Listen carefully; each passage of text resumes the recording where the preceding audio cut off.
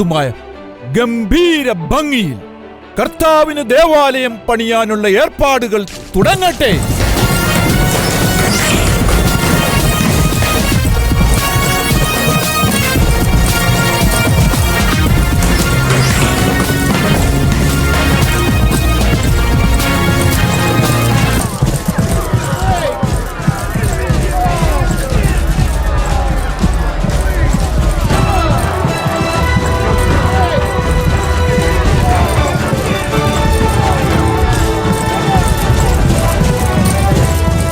പ്രഭു, അങ്ങയുടെ പുത്രൻ അബ്സലോമും കൂട്ടരും അങ്ങയെ കാണാനെത്തി.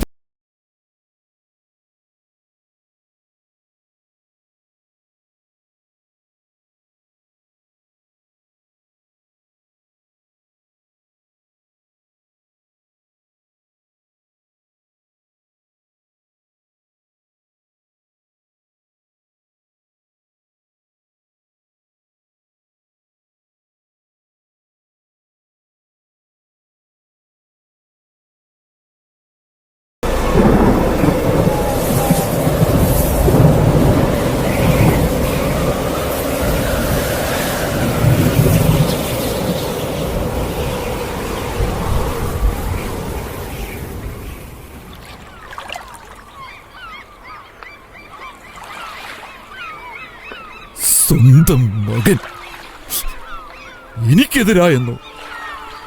രാജ്യം വിട്ടുപോയ ഇവനെയല്ലേ ഞാൻ തിരികെ കൊണ്ടുവന്ന് ഇവിടെ പാർപ്പിച്ചത്?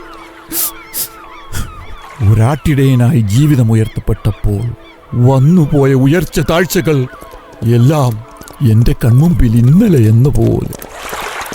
ഇന്നീ ദേശത്തെ രാജാവായ ഞാൻ ജീവഭയം കൊണ്ടുപോയി ഈ ജോർദാൻ നദിക്കരയിൽ ഏകനായി